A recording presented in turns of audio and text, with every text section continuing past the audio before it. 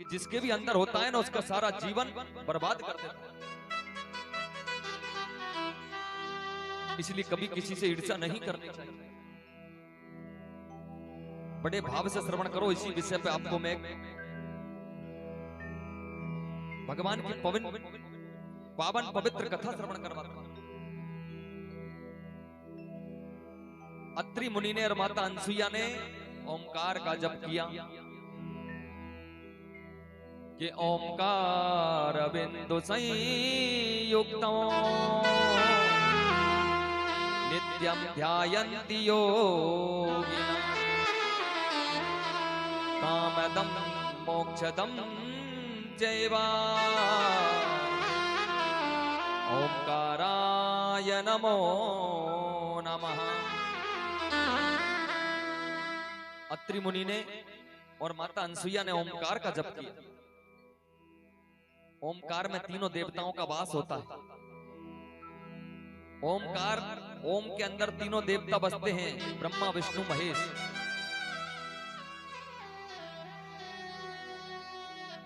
हम जब भोलेनाथ की पूजा करते हैं ना, शिव जी के मंदिर में जाकर के, भोलेनाथ के मंदिर में जाकर के हम लोग जल चढ़ाते हैं, बिलपत्र चढ़ाते हैं, चंदन लगाते हैं, त्रिपुंड लगाते हैं भोलेनाथ जी को। फिर कुछ भोग लगाते हैं और भोग लगाने के पश्चात में आरती जब करते हैं ना, तो भोलेनाथ जी की जो आरती है वो ये मत समझना कि केवल भोलेनाथ की आरती है। भोलेनाथ की आरती कर ली मानो तीनों देवताओं की आरती आप लोगों ने कर ली। कैसे? सबसे पहले आप क्या बोलते हो? एकानन चतुरानन पंचानन राजे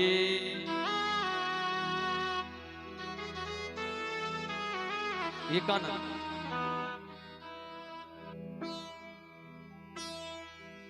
एकानन, चतुरानन और पंचानन।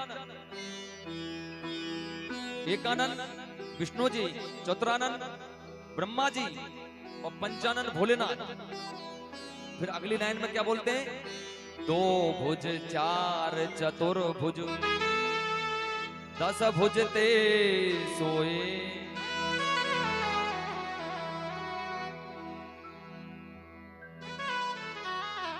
दो भुज ब्रह्मा जी, 4 भुज चतुर्भुज विष्णु जी और 10 भुज से भोलेनाथ जी। फिर तीसरी लाइन में क्या गाते हो? अक्षमाला वनमाला मुंडमाला धारी भोले मुंडमाला धारी। अक्षमाला ब्रह्मा जी पहनते हैं, वनमाला कौन पहनता है? विष्णु जी। मुंडमाला कौन पहनता है? भोलेनाथ जी। फिर अगली लाइन में क्या आता है कि श्वेतांबर पीतांबर बाघंबर अंगे भोले बाघंबर अंगे। श्वेतांबर ब्रह्मा जी पहनते हैं, पीतांबर कौन पहनता है? विष्णु जी। बाघंबर कौन पहनता है? भोलेनाथ जी। फिर क्या आता है? ब्रह्मा विष्णु सदा शिव जानत अविवेका। वो भोले जानत अविवेका। प्रणव अक्षर के मध्य ये तीनों एका। ओम हर हर हर महादेव। उस लाइन में लिखा है कि ब्रह्मा विष्णु सदाशिव जानत अविवेका। यदि इनको कोई अलग अलग समझता है तो वो व्यक्ति अविवेकी है। प्रणव अक्षर के मध्य ये तीनों एका। ओम हर हर हर महादेव। तो भोलेनाथ जी ओम अक्षर के अंदर तीनों देवताओं का वास होता है। ब्रह्मा विष्णु महेश तीनों देवता ओम के अक्षर में वास करते हैं। तो भोलेनाथ जी की आरती करो तो ये मत समझना कि हमने भोले बाबा को पूज लिया। अरे माताओं, एक लोटा यदि जल भी चढ़ा दिया आपने भोलेनाथ पर तो समझ लेना तीनों देवताओं की पूजा हो गई। तीनों देवताओं को भोग लग गया, तीनों देवताओं की आरती, तो तीनों देवताओं ने उनको दर्शन दिए। अनसुईया माता से कहा, देवी वरदान मांगो, क्या वरदान मांगना चाहती हो, हम तुम्हारी तपस्या से प्रसन्न हो गए। माता अनसुईया ने कहा कि हे प्रभु, मुझे तो कुछ नहीं चाहिए, तुम्हारे समान पुत्र चाहती हूं। तीनों देवताओं ने एक स्वर में कहा, एकम ब्रह्मम द्वितीयो नास्ति, हमारे समान संसार में दूसरा तो कोई है नहीं, लेकिन मेरी मैया समय आने पर हम ही तीनों मिलकर के तुम्हारे यहाँ पुत्र रूप में आएंगे। ऐसा वरदान दे दिया, समय आने पर हम ही तीनों देवता पुत्र बनकर के तुम्हारे यहाँ आएंगे। तीनों देवता अंतर ध्यान हो गए। अब तो माता अनसुईया की ख्याति तीनों लोगों में फैलने लगी, क्योंकि माता अनसुईया बड़ी ही पतिव्रता नारी है,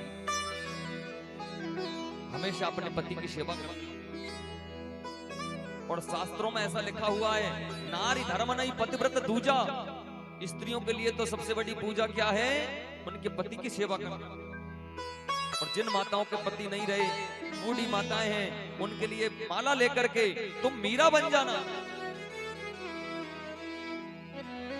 श्री हरि का ध्यान करना। नारी धर्म नहीं पतिव्रत दूजा, स्त्री के लिए अपने पति की सेवा करना ही सबसे बड़ा धर्म है। अब तो माता अनसुईया की ख्याति तीनों लोगों में फैलने लगी। सभी लोग तीनों लोगों में माता अनसुईया की जय जयकार होने लगी। अब एक दिन भगवान की प्रेरणा से, देव योग से क्या हुआ, नारद जी बीणा बजाते बजाते तीनों लोकों में भ्रमण करते करते वैकुंठ में पधारे।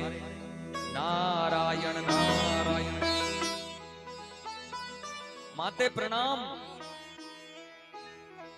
अब भगवान श्री हरि तो वहां पर थे नहीं, केवल माता लक्ष्मी जी थी। आओ नारद जी आओ। हाँ माते प्रणाम। माते, नारद जी कहां से आ रहे हो? अरे मैया क्या बताऊं, आज तो मैं ऐसी जगह से आ रहा हूं, ऐसी जगह से आ रहा हूं जिसका वर्णन करने के लिए मेरे पास कोई शब्द नहीं है,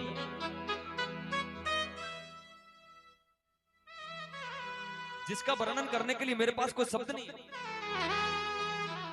अरे नारद जी बताओ तो सही, कहां से आ रहे हो? अरे मैया मैं क्या बताऊं, आज तो मैं ऐसे स्थान से आ रहा हूं, ऐसे स्थान से आ रहा हूं, क्या बताऊं मैया। तो नारद जी क्या वो स्थान हमारे वैकुंठ से भी अच्छा है? अब मैया मैं मेरे मुंह से क्यों कहूं कि वो वैकुंठ से अच्छा है, लेकिन मुझे तो ऐसा लगता है तो नहीं, लेकिन आने वाले समय में वैकुंठ से भी अच्छा हो जाएगा। अब तो माता लक्ष्मी जी सोचने लगी, हमसे अच्छा कौन हो जाएगा? बताओ तो सही नारद जी कहां से आ रहे हो, हमसे अच्छा कौन हो जाएगा? नारद जी कहने लगे, मैया आपने अनसुईया का नाम तो सुना होगा? हाँ हाँ सुना है। तो आज मैं उन्हीं के आश्रम से आ रहा हूं। उनकी ख्याति तीनों लोकों में फैल रही है, मानो और अग्नि में घी डाल दिया हो। हाँ हाँ बिल्कुल मुझे पता है। कौन नहीं जानता माता अनसुईया को? अच्छा अब तो भैया नारद जी तो ब्रह्मलोक में जाकर के ब्रह्माणी को भड़का दिया, कैलाश पर्वत पर जाकर के रुद्राणी को भड़का दिया, और वैकुंठ से तो अभी अभी गए हैं, माता लक्ष्मी जी को भड़का दिया। अब तो तीनों देवियों को भड़का करके नारद जी तो अपना काम करके नारायण नारायण चले गए। अब तो तीनों देवियां सोचने लगी, हमसे अच्छा कौन हो जाएगा? तीनों लोगों में जिसकी ख्याति है और हमारी कोई पूछ ही नहीं, ऐसा कैसे हो सकता है? आने दो आज। अब तो महाराज जैसे ही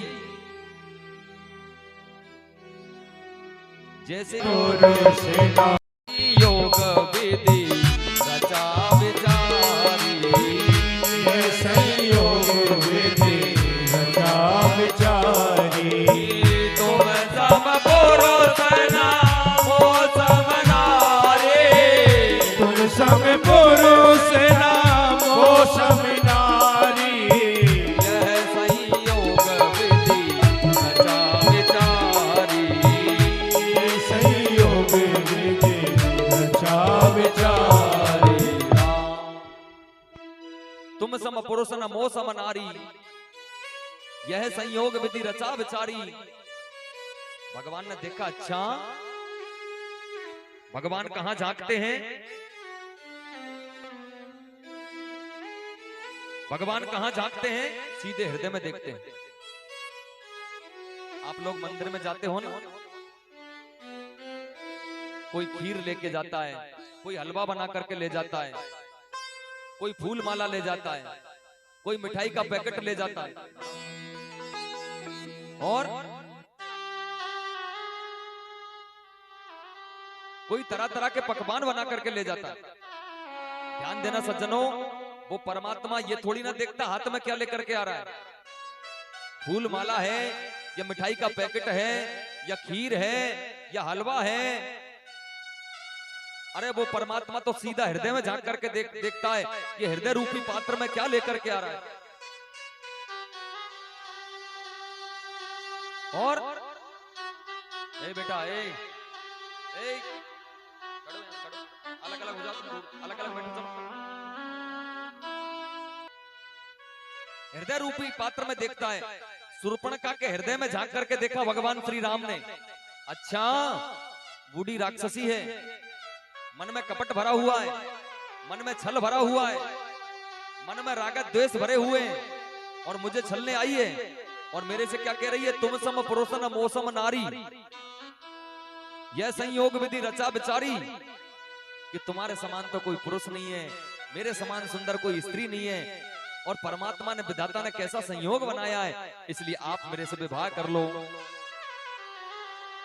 भगवान ने सोचा मुझे छलने आई है, बिनु बही बिकराला, नाक कान बिनु बही बिकराला, जनो द्रव सैल गेरु की धारा, सब सैल गेरु की धारा, जनो द्रव सैल गेरु की धारा। लक्ष्मण जी की तरफ इशारा कर दिया। जैसे ही लक्ष्मण जी की तरफ इशारा किया, पलक झपकते से ही शूर्पणखा के नाक और कान दोनों काट लिए। समाज में मुंह दिखाने के लायक नहीं छोड़ा। अब तो महाराज जो भगवान को छल करने आए थे, जो भगवान को छलने आए थे, जो भगवान से कपट करने आए थे, उनके साथ भगवान ने क्या किया। और दूसरा व्यक्ति लंका से आया था, विभीषण जी। विभीषण जी प्रभु श्री राम के पास में शरणागत भाव से आया था। आकर के जैसे ही प्रभु की शरण में आया, हे प्रभु मुझे शरण में लीजिए, मैं आपकी शरण में आया हूं। सोई संपदा विभीषण ही सकुच दीनि रघुनाथ। जो संपदा रावण को शिव जी ने प्रदान की थी, वही संपदा प्रभु श्री राम ने विभीषण जी को प्रदान कर दी। जाओ विभीषण जी, आज से मैं तुमको लंका का राजा बनाता हूं, आज से मैं तुमको लंका का राजा मानता हूं। जामवंत जी कहने लगे, प्रभु ये क्या कर रहे हो, जरा विचार तो करो। ये हमारे शत्रु पक्ष का है, ये रावण की सेना का है, ये रावण का सगा भाई है, कहीं ऐसा तो नहीं कोई छल हो रहा हो महाराज तुम्हारे साथ, कोई गुप्त सूचना ये लेने के लिए आया हो, ये कोई गुप्तचर बन करके आया हो। शत्रु पर कैसे विश्वास कर रहे हो महाराज। हनुमान जी महाराज भी कहने लगे, हाँ हाँ प्रभु विचार तो करो। सुग्रीव जी ने कहा, हाँ हाँ प्रभु श्री राम जी कहने लगे मैं क्या विचार करूं, मुझे जो करना था मैंने कर दिया। आज से मैंने विभीषण जी को लंका का राजा बना दिया, इसमें गलती क्या की मैंने? विभीषण जी कहने लगे, विभीषण जी को मैंने लंका का राजा बना दिया, इसमें मैंने कौन सी गलती की है, कौन सी भूल की है? जामवंत जी कहने लगे प्रभु चलो मान लिया आपने विभीषण जी को लंका का राजा बना दिया, लेकिन कहीं ऐसा नहीं हो प्रभु, आज तुम्हारी शरण में विभीषण जी आया है, विभीषण आया है, तुमने इसको लंका का राजा बना दिया, अब कल के जाए ऐसा नहीं हो, लेकिन यदि हो गया और कल रावण यदि तुम्हारी शरण में आ गया तो तुम उसको क्या दोगे? रावण को भी तो देना पड़ेगा कुछ, उसको क्या दोगे तुम? प्रभु श्री राम जी हंसते हंसते कहने लगे विभीषण मेरी शरण में आया है तो मैंने इसको लंका का राजा बना दिया, अब कल यदि रावण मेरी शरण में आ गया तो उसको मैं अयोध्या का राज्य दे दूंगा, लेकिन रावण मेरी शरण में तो आए, रावण को मैं अयोध्या का राज्य दे दूंगा। तो परमात्मा ने, प्रभु श्री राम ने विभीषण के हृदय में झांक करके देख लिया, ये शरणागत भाव से आया है, ये निष्कपट होकर के आया है, ये भावों को शुद्ध बना के आया है, ये विचारों को पवित्र करके आया है, ये मन को निर्मल बना के आया है। निर्मल मन जन सो मोहि पावा, निर्मल मन जन सो मोहि पावा,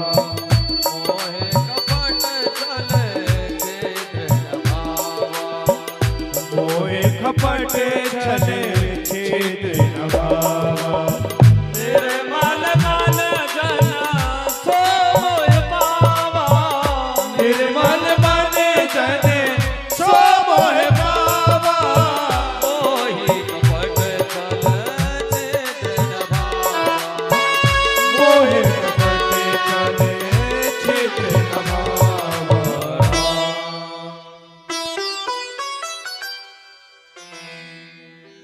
मैंने विभीषण के मन में, हृदय में झांक करके देख लिया कि निष्कपट होकर के आया था, इसलिए मैंने आते से इसको लंका का राजा बना दिया। तो कथा को श्रवण समझने का प्रयास करो। तीनों देवता अनसुईया माता से कह रहे अरे मैया तू हमारे सामने आ गई, हम तेरे सामने आ गए, अब लवलेश मात्र का भी मन में कोई अभिमान हो, मन में कोई विकार हो, मन में कोई कपट हो, मन में कोई छल हो, मन में कोई ईर्ष्या हो, निकाल देना मैया, क्योंकि थोड़ी देर बाद हम तेरे पुत्र बनने वाले। माता अनसुईया समझ गई कि ये भगवान मेरे से क्या कहना चाहते हैं।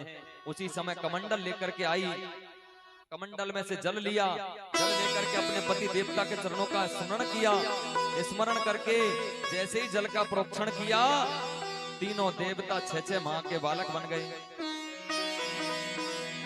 सृष्टि की रचना करने वाले ब्रह्मा जी, सृष्टि का पालन करने वाले भगवान विष्णु जी, और एक क्षण में पलक झपकते से सारे संसार को समाप्त कर देने वाले भोलेनाथ, आज एक स्त्री ने उनको 6-6 माह के बालक बना दिया। यह है पति की सेवा का फल। अब तो तीनों देवताओं को 3 पालने लगा दिया। कितनी भाग्यशाली है मैया, तीनों देवता आज मैया के आंगन में पलना झूल रहे हैं। मैया बड़ी प्रसन्न हो रही है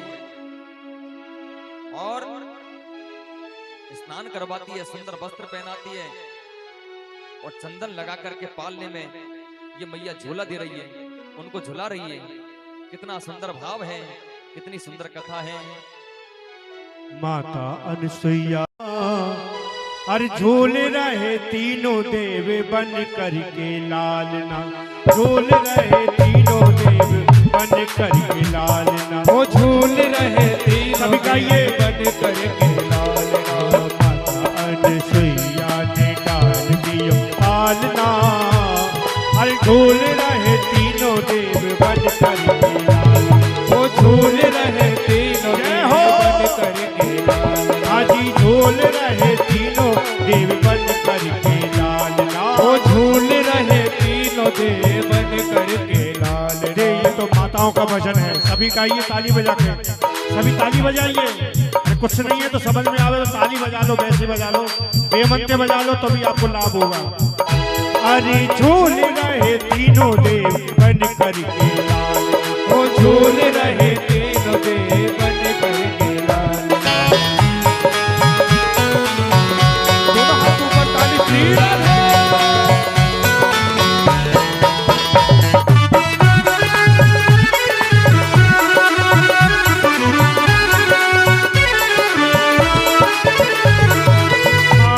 खुशी के मैया फूली ना समाई है, हमारे खुशी के मैया फूली ना समाई है, हमारे खुशी के मैया फूली ना समाई है, हमारे खुशी के मैया फूली ना समाई है। गोदी में लेती कभी पल ना झोलाती है, वो गोदी में लेती कभी पल ना झुलाती वो है। देखो गोदी में लेती कभी पल ना झोलाती है, गोदी में लेती कभी पल ना झुलाती है। आज इनके भाग की कौन करे सहायता, हरी झूल रहे तीनों देव बन करके लालना, झूल रहे तीनों देव बन करके लालना।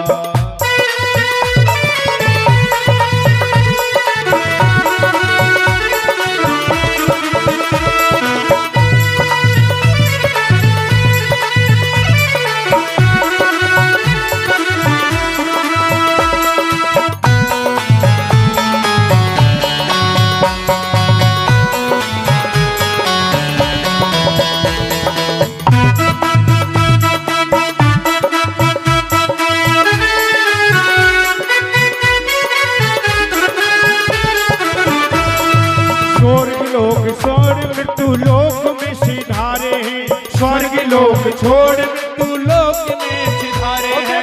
स्वर्ग लोक छोड़ मृत्यु लोक में सिधारे हैं, वो स्वर्ग लोक छोड़ मृत्यु लोक में सिधारे हैं। ऋषियों की कुटिया में करने को गुजारे हैं, वो ऋषियों की कुटिया में करने को गुजारे हैं। ऋषियों की कुटिया में करने को गुजारे हैं, वो ऋषियों की कुटिया में करने को गुजारे हैं।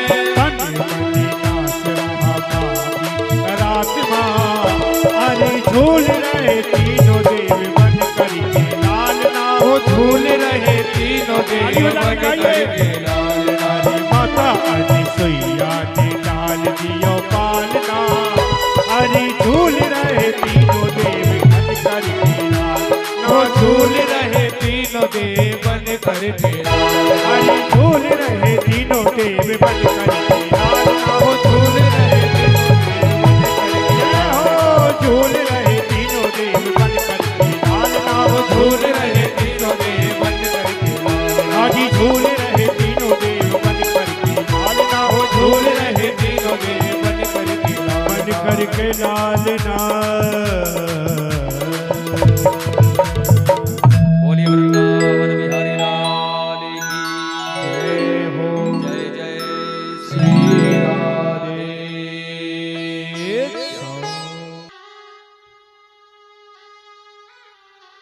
कल कल कल निनाद कर रही गंगा के पावन तट पर आसीन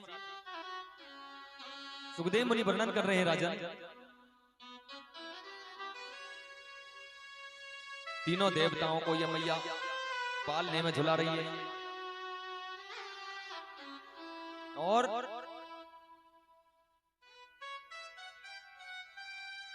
अब तो महाराज मैया को बड़ा ही आनंद आ रहा है,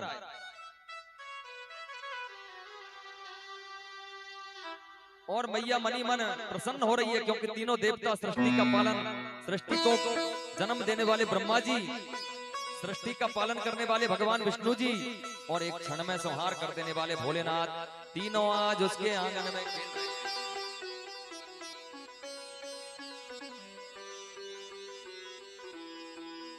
अब तो ब्रह्माणी, रुद्राणी और भवानी तीनों माताओं ने मन में विचार किया कि हमने भगवान के साधु रूप को देखा, इसके बाद में कहां चले गए कोई पता नहीं, 6 महीने हो गए। ये विचार कर ही रही थी, कितने में दूर से नारद जी आ गए, नारायण नारायण। नारद जी ने दूर से प्रणाम किया, माते प्रणाम।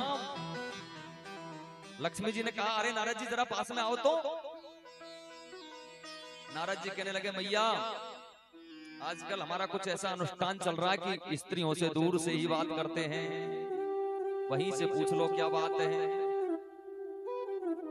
अरे पास में आओगे जब भी तो पूछूंगी। मेरी कुछ ऐसी पूजा पाठ चल रही है कि मैं स्त्रियों से पास में आकर के बात नहीं करता, वहीं से पूछ लो। अच्छा तो ये बताओ कि तीनों देवता कहां गए? अरे मैया मुझे क्या मालूम कहां गए, तुमने जहां भेजे होंगे वहीं तो गए होंगे, मुझे नहीं पता। नारद जी नहीं बताओगे तो तुम्हें तुम्हारे पिताजी ब्रह्मा जी की शपथ है। इसके बाद तो नारद जी पास में आकर के कहने लगे बताओ मैया क्या बात है। तीनों देवताओं को हमने साधु रूप में देखा और एक स्त्री का पतिव्रत धर्म भंग करने में इतना समय लग गया, अब कहां चले गए मुझे तो कहीं दिखाई नहीं दे रहे। नारद जी कहने लगे माता अनसुईया के आश्रम पर पलना झूल रहे, तुम भी चली जाओ।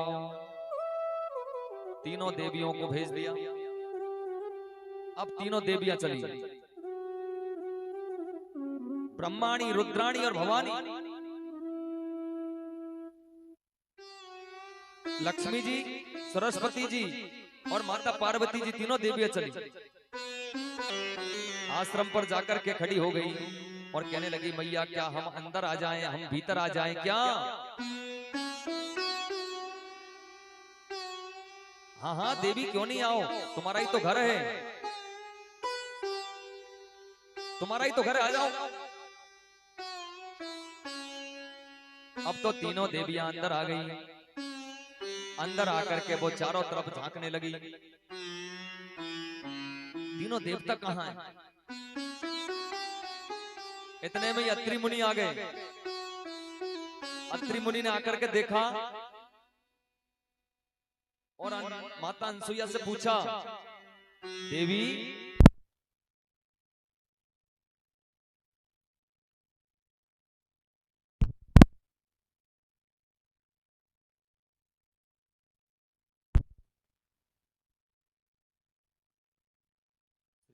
राधे की जय, जय जय श्री राधे।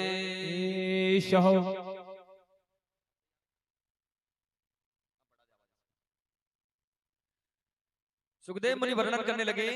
इतने में अत्रि मुनि आ गए। अत्रि मुनि ने आकर के तीनों देवियों को जब देखा, तीनों ने घूंघट निकाल रखा है। माता अनसुईया से पूछा देवी ये कौन है, ये तीनों देवियां कौन हैं? माता अनसुईया कहने लगी स्वामी ये तीनों तुम्हारी बहुएं हैं। अरे एक एक हाथ के बालक और छह छह हाथ की बहू, ये कैसे हो सकता है? अब तो मारे शर्म के तीनों देवियों ने माथा नीचे झुका लिया और कहने लगी मैया हमारे अपराध को क्षमा कर दो, हमसे बड़ी भूल हो गई। अब तो केवल ये बता दो कि तीनों देवता कहां हैं। माता अनसुईया ने कहा चली जाओ, सामने पलने में झूल रहे। अब तीनों देवियां दौड़ पड़ी। लक्ष्मी जी, पार्वती जी और सरस्वती जी तीनों गई। जाकर के देखा तो एक ही रंग है, तीनों बालकों का एक ही रूप है, एक जैसे दिखाई दे रहे हैं। अब पहचान नहीं पा रही है कौन से तो भोलेनाथ है, कौन से ब्रह्मा जी है और कौन से भगवान विष्णु जी। फिर मन में विचार करने लगी कहीं अब की बार गड़बड़ नहीं हो जाए, गलत चयन नहीं हो जाए, नहीं तो फिर जीवन भर तक पछताना पड़ेगा। फिर से हाथ जोड़ करके कहने लगी मैया हमारे अपराध को क्षमा करो और तीनों देवताओं को वापस अपने स्वरूप में लेकर के आओ। माता अनसुईया कमंडल लेकर के आई, हाथ में जल लिया और जल का प्रोक्षण किया। जैसे ही जल का प्रोक्षण किया तीनों देवता अपने अपने स्वरूप में वापस आ गए।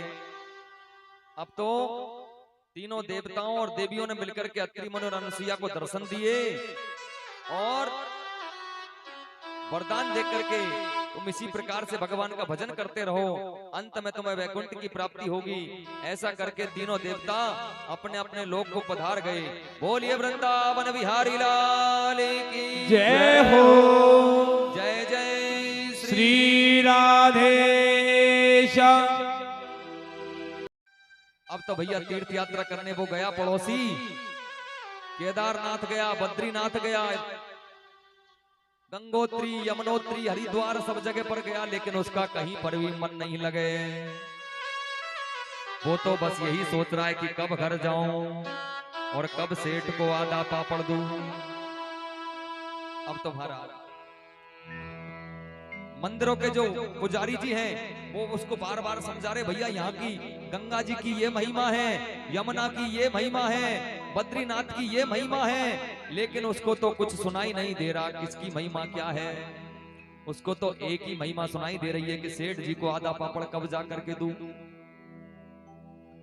अब तो महाराज 4 धाम की यात्रा करके आया, आकर के अपने बेटों से कहा कि भंडारे की व्यवस्था करवाओ।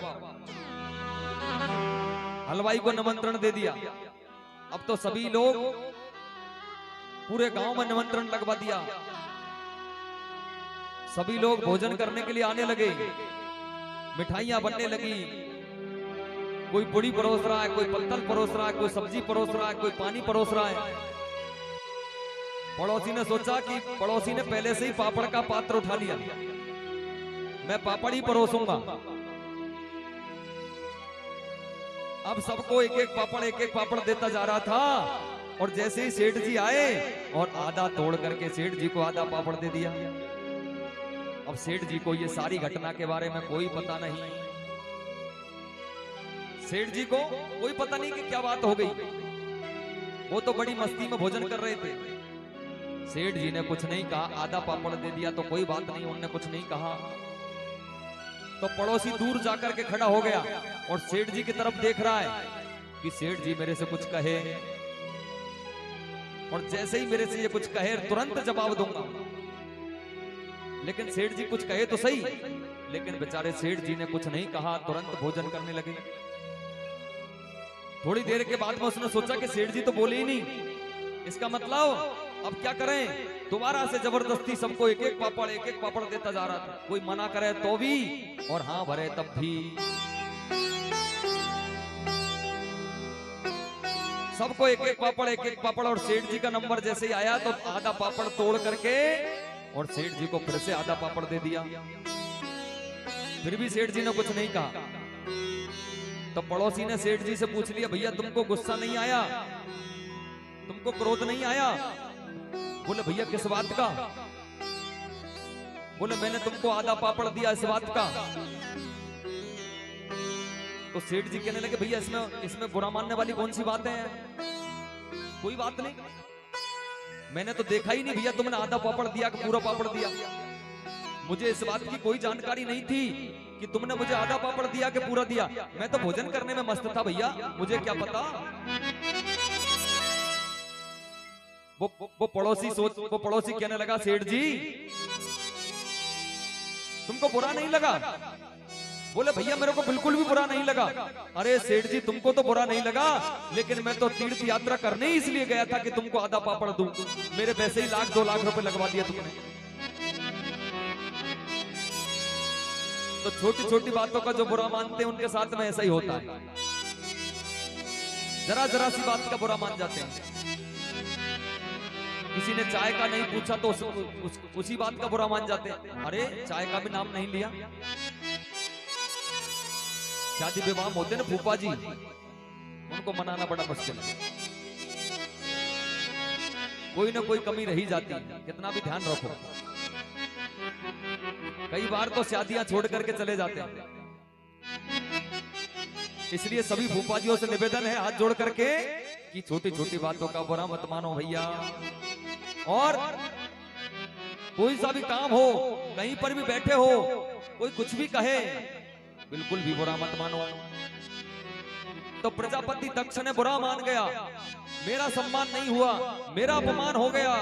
अब तो शिव जी ने मेरा अपमान किया तो मैं भी अपमान करूंगा, एक विशाल यज्ञ का आयोजन करूंगा, उस यज्ञ में सबको बुलाऊंगा लेकिन शिव जी को नहीं बुलाऊंगा।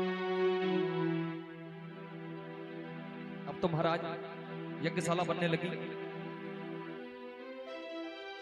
यज्ञशाला का निर्माण होने लगा।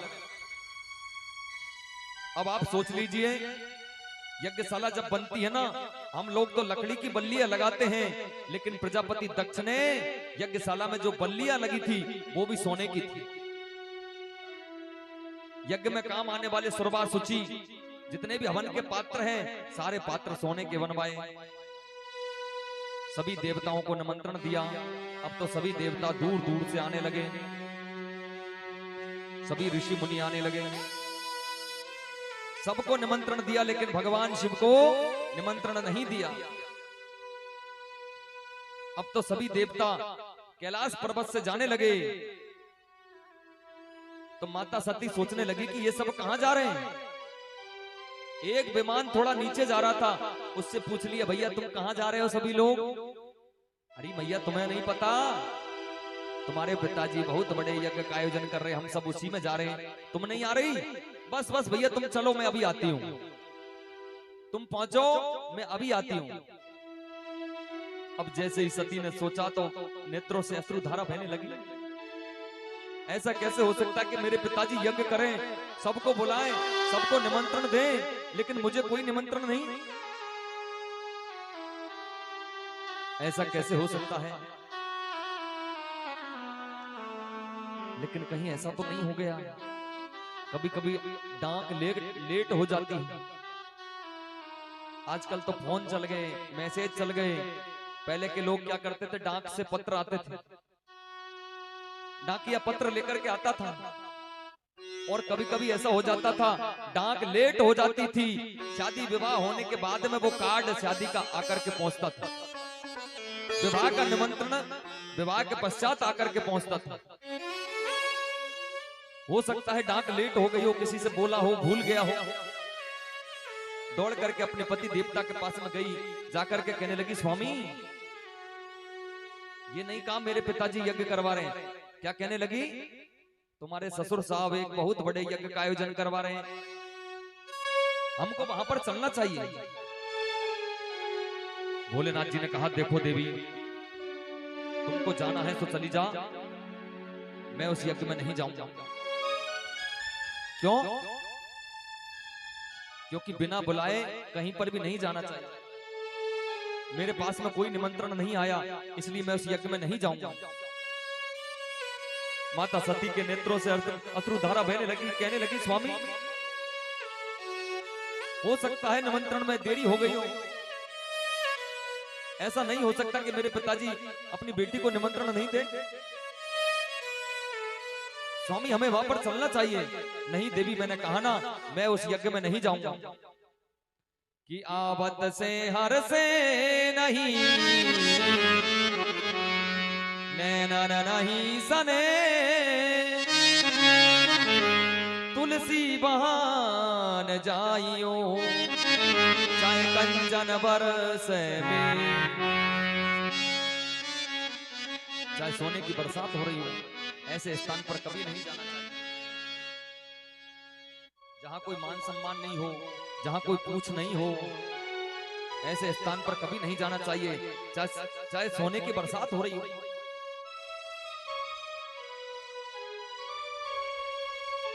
अब तो महाराज नंदी आदि गणों से भगवान ने कहा कि सती को प्रजापति दक्ष की यज्ञशाला तक छोड़ करके आओ, मैं उस यज्ञ में नहीं जाऊंगा, इसका मन है तो ये चली जाएगी।